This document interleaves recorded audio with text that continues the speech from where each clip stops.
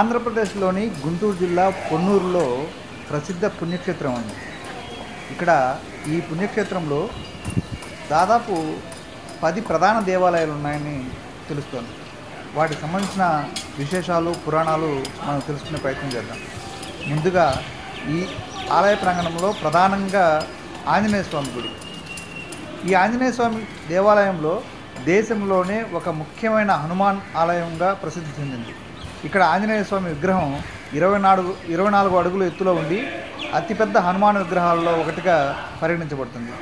ఈ ఆలయం విశ్వాసంతో, భక్తి శ్రద్ధలతో నిండి ఉంటుంది. ఈ దేవాలయం పుణ్యక్షేత్రం త్రేతాయుగం నుంచి ఉన్నట్లు చెబుతారు. శ్రీరామచంద్రుడు తన భక్తుడైన హనుమంతుడికి ప్రత్యేకమైన స్థానం ఇచ్చినట్లు ఈ ప్రాంత పురాణ కథలు చెబుతున్నాయి. భక్తులు తమ కోరికలు నెరవేరుతాయని నమ్మి పూజలు నిర్వహిస్తారు. ప్రతి సంవత్సరం హనుమాన్ జయంతి సందర్భంలో పెద్ద ఎత్తున ఇక్కడ ఉత్సవాలు నిర్వహిస్తారు. ఇక రెండవది గరుత్మంతుడు. ఈ ఆలయంలో గరుత్మంతుడు ఒక ప్రత్యేక స్థానం పొందాడు. గరుత్మంతుడు మహావిష్ణువుకు వాహనంగా భక్తులు విశ్వసిస్తారు. గరుత్మంతుడికి 30 అడుగుల పొడవైన విగ్రహం ఉంది. ఇది దేశంలోనే అతిపెద్ద గరుడ విగ్రహాల్లో ఒకటిగా ఉంది. గరుడు విష్ణు వాహనంగా ఆయనకు సేవ చేసే ముఖ్యమైన పాత్రలో నిలిచిన దేవత. వైష్ణవ పురాణాల్లో గరుడు మహిమ గురించి ఎంతో వర్ణించబడింది. ఇక మూడవదిగా కాలభైరవ స్వామి. ఈ ఆలయంలో కాలభైరవుడికి కూడా ప్రత్యేక పూజలు జరుగుతాయి. కాలభైరవుడు శివుని రూపంలో ఒకటి. ఆయన కాలాన్ని నియంత్రించేవాడు మరియు రక్షణకర్తగా పూజించబడతారు.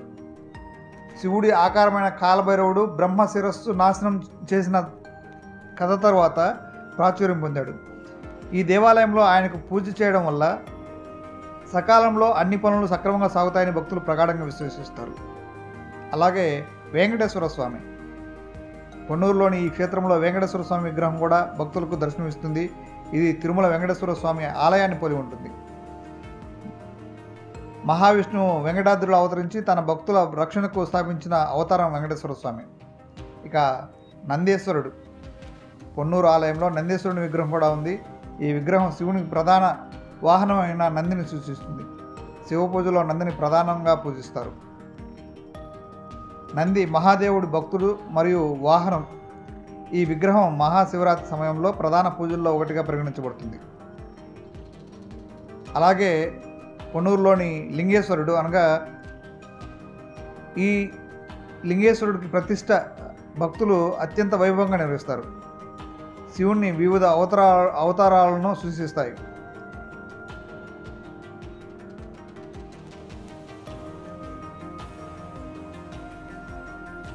అలాగే పొన్నూరులోని ఆలయ ప్రాంగణంలో ఉన్న శ్రీ కరాళదేవి సమేత రాహువు, చిత్రదేవి సమేత కేతువు మరియు బాలసుబ్రహ్మణ్యేశ్వర స్వామి పూజలు కూడా భక్తులు ప్రగాఢంగా, ఆధ్యాత్మికంగా ఎంతో విశ్వాసంగా జరుగుతాయి.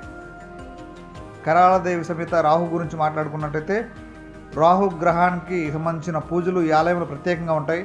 రాహుకు సంబంధించిన తాయారుగా కరాళదేవి పూజింపబడుతుంది. రాహు ఒక అసురుడు. అమృతం కోసం దేవతలతో యుద్ధం చేసినప్పుడు ఆయనకు శిరఛేదనం జరిగింది. అయినా ఆ తర్వాత రాహు తన ప్రధాన గ్రహంగా నక్షత్రాల ప్రభావాన్ని నియంత్రించే శక్తిగా నిలిచాడు. రాహుదోష నివారణ కోసం ఈ దేవాలయంలో పూజలు నిర్వహిస్తారు. ముఖ్యంగా రాహుకాలంలో ఈ పూజలు జరపడం వల్ల అనేక సమస్యల నుంచి విముక్తి పొందుతారని భక్తులు ప్రగాఢంగా నమ్ముతారు. ఇక చిత్రదేవి సమేత కేతు గురించి మాట్లాడుకున్నట్లయితే కేతు కూడా చాలా శక్తివంత గ్రహంగా పూజించబడతాడు. ఆయనకు చిత్రదేవి సహచరిగా ఉంటుంది.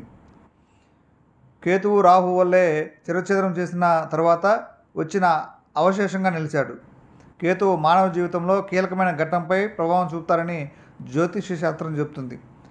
కేతు దోష నివారణ కోసం ఈ దేవాలయంలో ప్రత్యేక పూజలు చేయడం ద్వారా దోష నివారణ జరుగుతుందని నమ్ముతారు.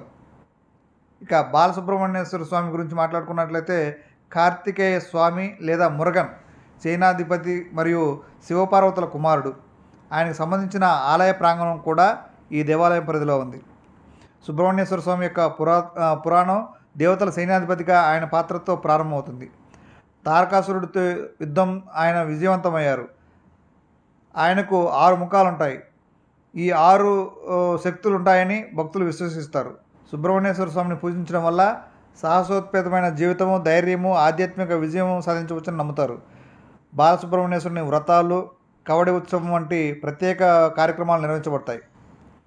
ఇక ఈ ఆలయం మొత్తం ప్రాంగణం, ఈ ఆలయ నిర్వహణ, ఈ ఆలయ స్థాపకుల గురించి మాట్లాడుకున్నట్లయితే సద్గురు జగన్నాథ స్వామి గురించి మాట్లాడుకోవాలి. పొన్నూరులోని ప్రసిద్ధ ఆంజనేయ స్వామి ఆలయ వ్యవస్థాపకుడిగా ప్రముఖంగా గుర్తింపు పొందారు. ఆయన ఆధ్యాత్మిక, ధార్మికత, దార్శనిక భక్తిగా దైవ సంకల్పంతో ఈ ఆలయాన్ని అభివృద్ధి చేయడం ద్వారా అనేక మంది భక్తులకు ఆధ్యాత్మిక మార్గదర్శకం అందించారు. ఆయన సద్గురు జగన్నాథ స్వామి గురించి ప్రధాన వివరాలు తెలుసుకున్నట్లయితే, సద్గురు జగన్నాథ స్వామి వారి జన్మ వివరాలు అందుబాటులో లేకపోయినా ఆయన ఆధ్యాత్మికలలో, భక్తి మార్గంలో చిన్న వయసులోనే గొప్పదైన అవగాహన కలిగి ఉన్నట్లు తెలుస్తోంది. చిన్న వయసు నుండే దైవ పూజ, ధ్యానము, భక్తి కృషిలో పాల్గొన్నారు. జగన్నాథ స్వామి గారు తన జీవితంలో దైవ సంకల్పాన్ని బలంగా నమ్మారు. ఆయన అనేక మంది భక్తులలో ఆధ్యాత్మిక ఆరాధన పట్ల విశ్వాసాన్ని పెంపొందించడంలో ముఖ్య పాత్ర పోషించారు. ఆయన విశ్వాసము, శ్రద్ధతో పెద్ద హనుమాన్ ఆలయాన్ని నిర్మించాలని సంకల్పం చేసుకున్నారు. ఈ ఆంజనేయ స్వామి ఆలయం నిర్మాణం ఆయన ఆధ్యాత్మిక కృషి ఫలితంగా నిలిచింది. సద్గురు జగన్నాథ స్వామి గారు 1969లో పొన్నూరులో 24 అడుగుల ఎత్తైన ఆంజనేయ స్వామి విగ్రహాన్ని ప్రతిష్ఠించడమే కాకుండా 30 అడుగుల ఎత్తైన గరుత్మంతుని విగ్రహాన్ని కూడా నిర్మించారు. ఈ ఆలయ నిర్మాణం భక్తుల నమ్మకాన్ని పెంపొందించడమే కాకుండా భక్తి మార్గంలో నడిపే క్షేత్రంగా అభివృద్ధి చెందింది. సద్గురు జగన్నాథ స్వామి గారు భక్తులకు మార్గదర్శిగా, సన్యాసిగా, ఆధ్యాత్మిక గురువుగా ఉన్నారు. ఆయన భక్తులకు ధర్మము, భక్తి మార్గంలో నడిపించారు. హనుమాన్ భక్తులు సద్గురు వారి ఉపదేశాల ద్వారా జీవితం, ధర్మం, సేవకే ప్రాధాన్యత ఇచ్చారు. ఆయన తన జీవితంలో కేవలం భక్తి కార్యక్రమాలకే కాకుండా సమాజ సేవ చేయడంలో కూడా కీలక పాత్ర పోషించారు. పేదలకు సహాయం చేయడం, నిరుపేద విద్యార్థులకు విద్యా సదుపాయాలు అందించడం వంటి ఎన్నో కార్యక్రమాలు నిర్వహించారు. జగన్నాథ స్వామి వారు భక్తులను ఆంజనేయ స్వామి పట్ల భక్తిని పెంపొందించేందుకు ప్రత్యేక పూజలు, ఉత్సవాలు నిర్వహించారు. వారి ద్వారా ఈ ఆలయ భక్తుల ఆధ్యాత్మిక కేంద్రంగా, ప్రముఖ క్షేత్రంగా నిలిచింది. జగన్నాథ స్వామి గారు దివ్యమైన దేహాన్ని వదిలి వెళ్ళిన తర్వాత కూడా ఆయన ఆదర్శాలు, ఆధ్యాత్మికత, సేవ మరువులేనివిగా నిలిచాయి. మీ పేరు చెప్పండి అమ్మా. వెంకటలక్ష్మి గారు. మీరు ఇక్కడ ఈ ఆలయానికి జగన్నాథ శిష్యురాలు. ఓకే.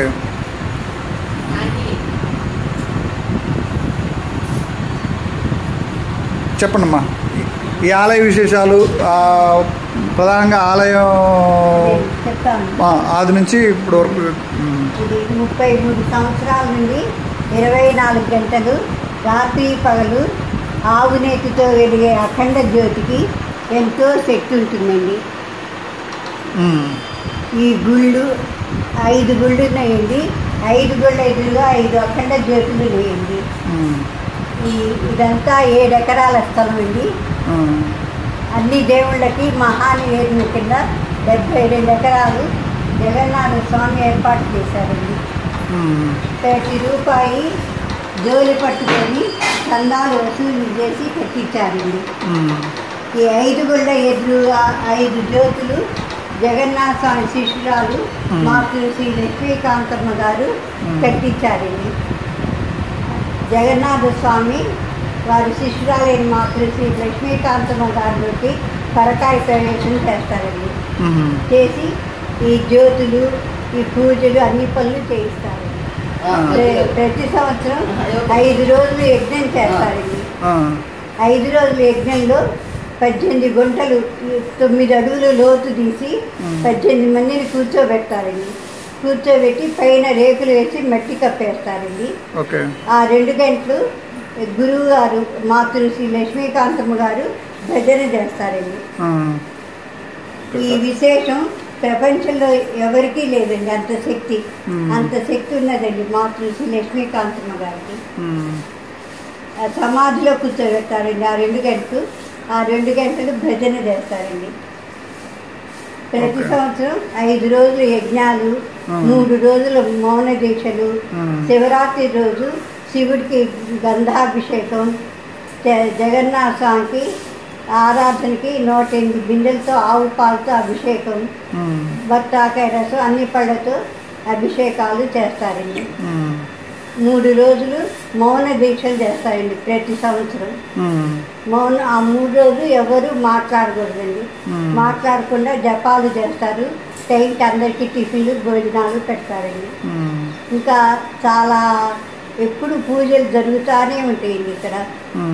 మనకేదైనా సమస్యలు ఉన్నా శ్రీ లక్ష్మీకాంతమ్మ గారికి వచ్చి చెప్పుకుంటే ఆ సమస్యకి పరిష్కారం చెప్తారండి.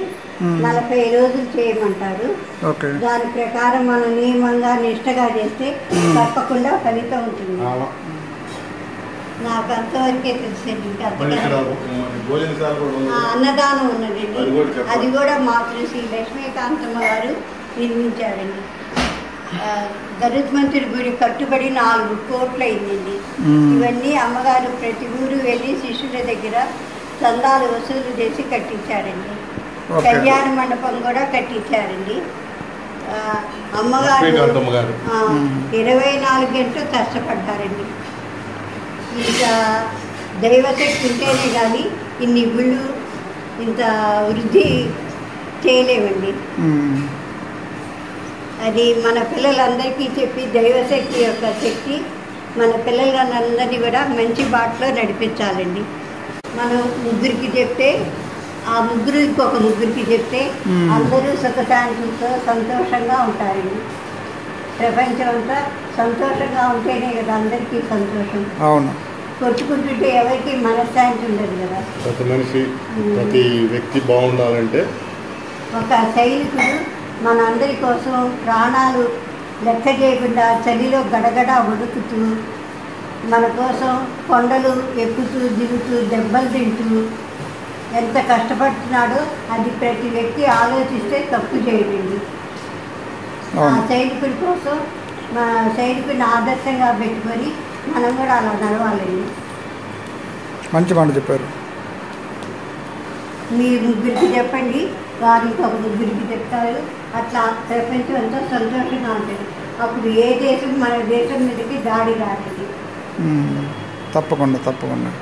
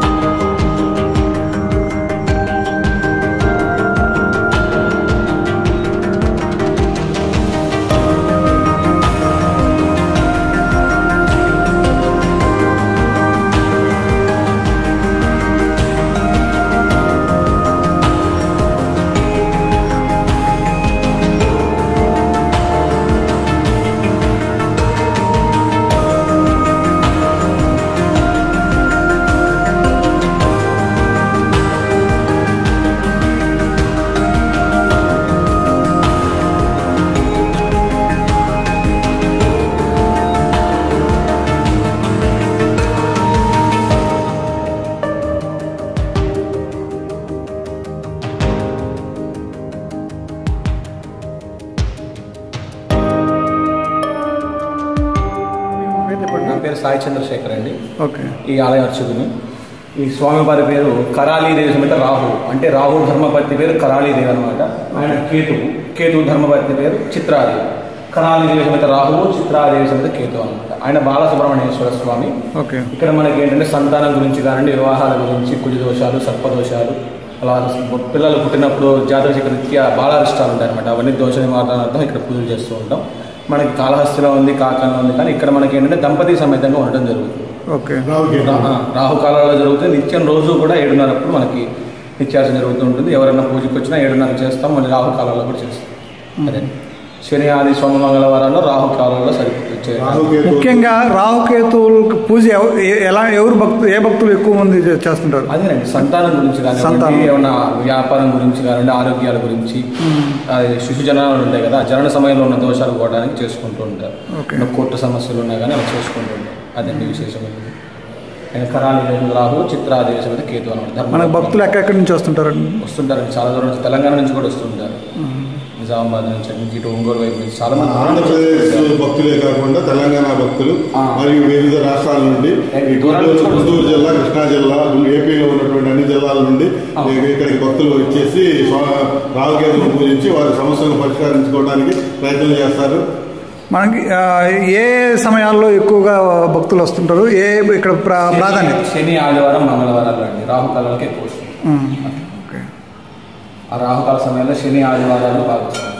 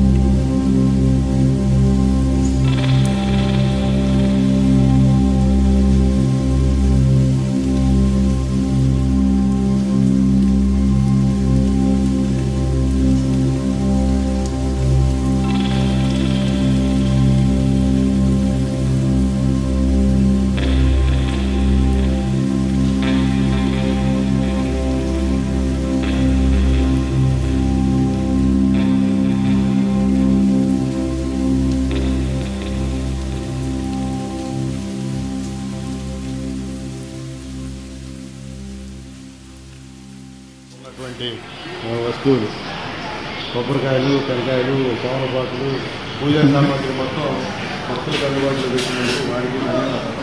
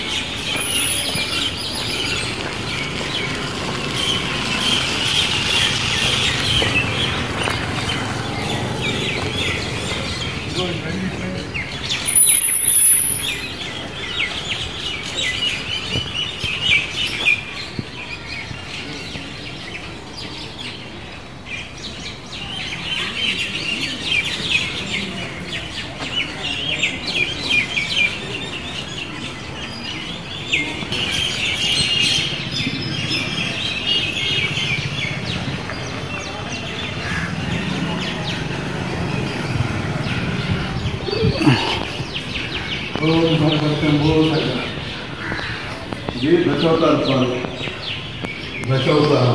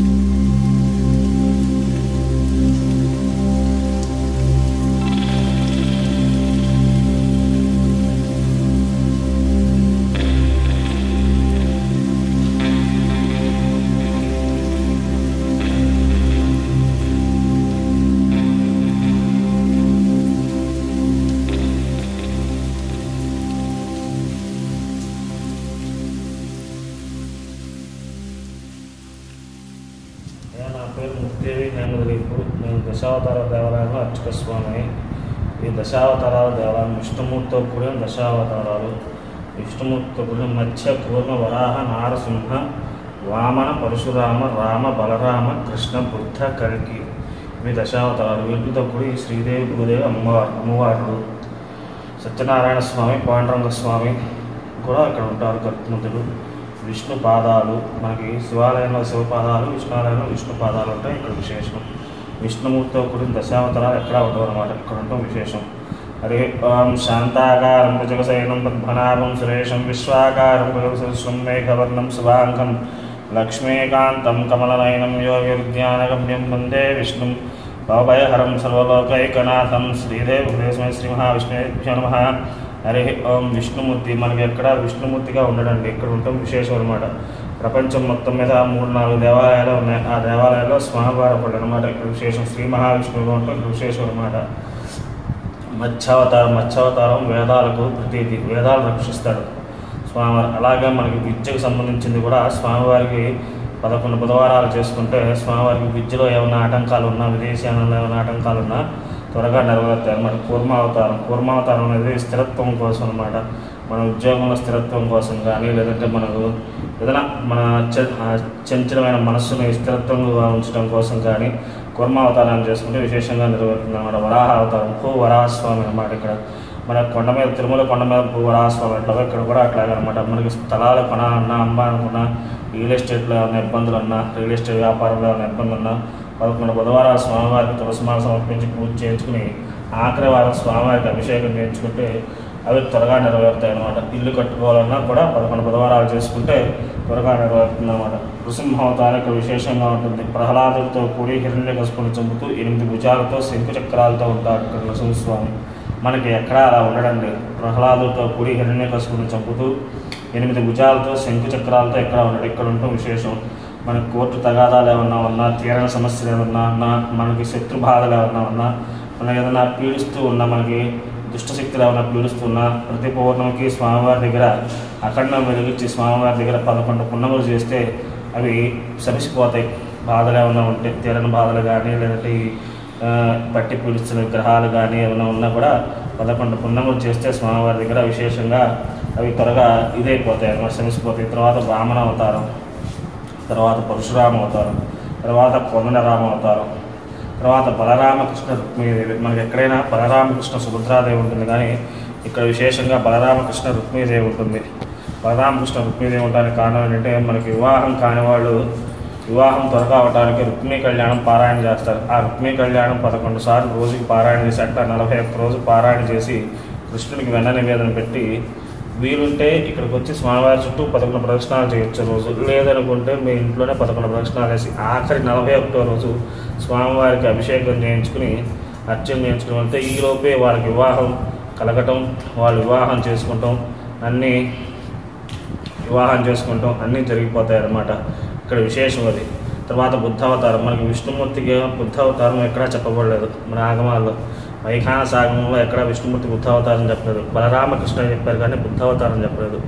అలాగే మనకు వచ్చేసరికి బుద్ధావతారం ఎక్కడ వస్తుంది అంటే త్రిపురాసుర సంహారంలో త్రిపురాసుర సంహారానికి శివుడు విష్ణుమూర్తిని ప్రార్థించగా అప్పుడు విష్ణుమూర్తి ఒక యోగి రూపంలో వస్తాడు. ఆ అవతారం పేరు హరిహరన్.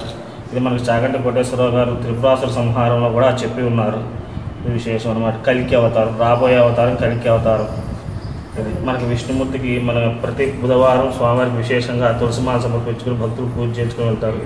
విదేశీయానం కానీ, సంతానం లేని వాళ్ళు కానీ, సంతానం కోసం కానీ, సర్పదోషాలు ఉన్న వాళ్ళు కానీ, కాల సర్పదోషాలు ఉన్నవాళ్ళు కానీ అలా ప్రతి బుధవారం వచ్చి 11 ప్రదక్షిణాలు చేసి స్వామివారి పూజ చేయించుకుని వెళ్తారు. కళ్యాణం బాగా ఆలస్యం అవుతున్నా, లేదంటే మధ్యలో ఆటంకాలు వస్తున్నా స్వామివారి దగ్గరికి 11 బుధవారాలు వచ్చి స్వామివారి చేయించుకుంటే 11 బుధవారాలు తులసిమాల సమర్పించి పూజ చేయించుకుని ఆఖరి 11వ వారం స్వామివారికి అభిషేకం చేయించుకుంటే వారికి అనుకున్న పని త్వరగా నెరవేరుతుంది. విష్ణు పాదాలు, మనకి విష్ణు పాదాలు గైలో ఉంటాయండి, మళ్ళీ ఎక్కడా ఉండవు. ఇక్కడ ఉండటం విశేషం అన్నమాట.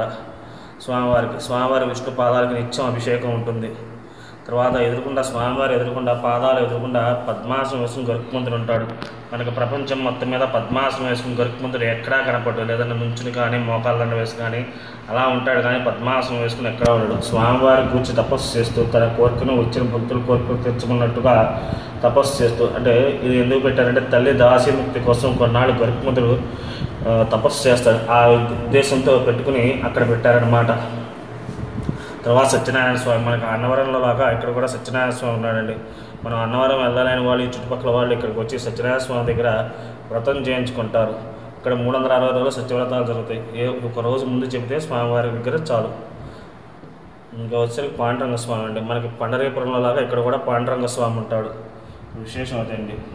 అట్లానే దశావతారాలు వరుసగా చెప్పండి. దశావతారాలండి. మత్స్య, కూర్మ, వరాహ, నారసింహ, వామన, పరశురామ, రామ, బలరామ, కృష్ణ, బుద్ధ, కల్కి. ఇవి దశావతారాలండి. Thank you sir. ఓకే. ఒక అర్చన గీతం బ్రీఫ్గా ఒక నిమిషం పూజ చేస్తారు కదా, మంత్రాలు మొత్తం ఒకసారి. ఓం మతో దేవావంతనోద విష్ణుర్భుజక్రమే పృథివ్యా సప్తదామభేదం విష్ణుర్భుజక్రమే త్రేధానసేబుధం సమూఢమస్య పాగం సురే త్రేణి పదా విచక్రమే విష్ణుర్భోపాధార్మాణి ధారయన్ విష్టాకర్మాణి పశ్యదయతో వ్రతాని వస్పుసే ఇంద్రస్యేజ్యస్య కాదద్విష్ణు పరమం పదకం సదా వస్యంతి సూరయః దివీవ చక్షురాదితం తద్విప్రా ఆసోపన్యో జాగ్రువాం సస్యమింధతే విష్ణోర్యత్పరమం పదం.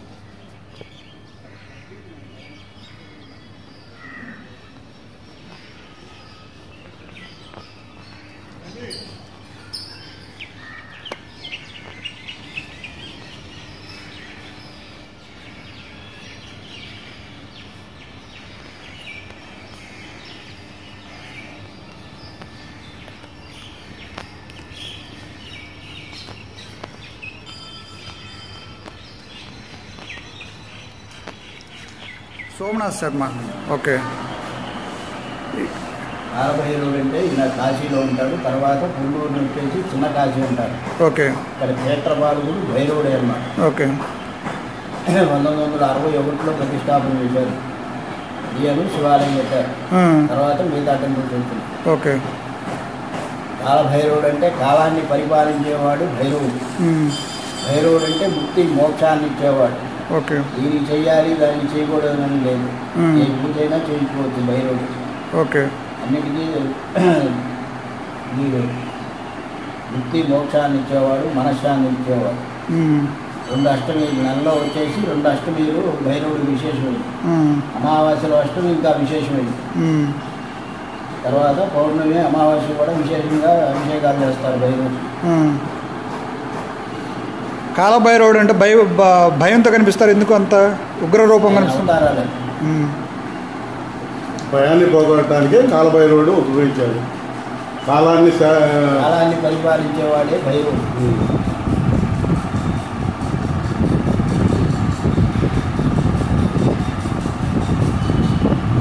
థ్యాంక్ యూ స్వామి, థ్యాంక్ యూ. రోజు నమ్మకం నాకు బాగా. ఎన్నో కష్టాల్లో ఉన్నాను, ఆ కష్టాలన్నీ తీరినాయి. రావాల్సిన కొంచెం డబ్బు రావాల్సి దండం పెట్టుకునేదాన్ని, ఇక్కడికి వచ్చేదాన్ని, అన్ని గుళ్ళు తిరిగేదాన్ని. ఇక్కడ ఉన్న గుళ్ళన్నీ కూడా చాలా చాలా ప్రసిద్ధి. ఈ గుడి తప్పితే నాకు ఎక్కడికి వెళ్ళలేను. ఇక్కడ మాత్రం రోజు వస్తాను, దర్శనం చేసుకుంటాను. స్వామివారి అనుగ్రహం చాలా బాగుంది. థ్యాంక్ యూ అమ్మా. మీరు విలేకరు? అవును, ఇది అలా ఆంధ్రప్రదేశ్. మాది డైలీ పేపర్ రాజధాని పేపర్ అమ్మా. న్యూస్ ఛానల్ వచ్చేసి అలా ఆంధ్రప్రదేశ్.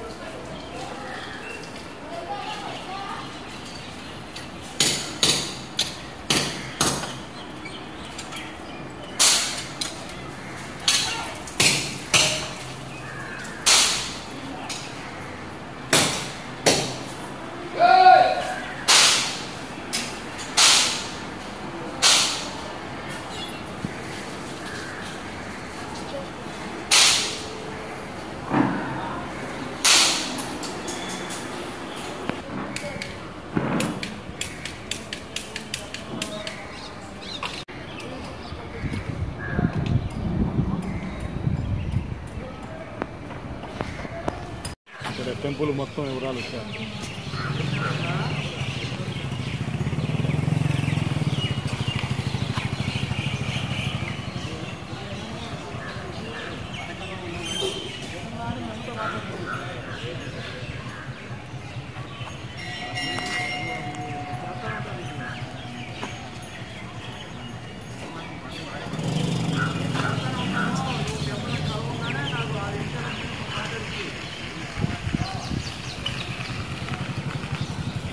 ఒకసారి లోపలికి వెళ్ళొద్దాం రా.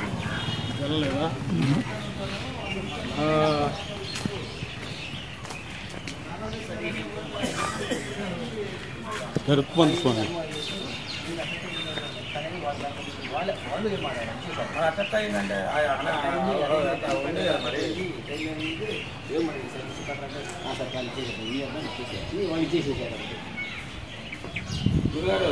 సార్, ఈవో గారు పర్మిషన్ తీసుకున్నామండి.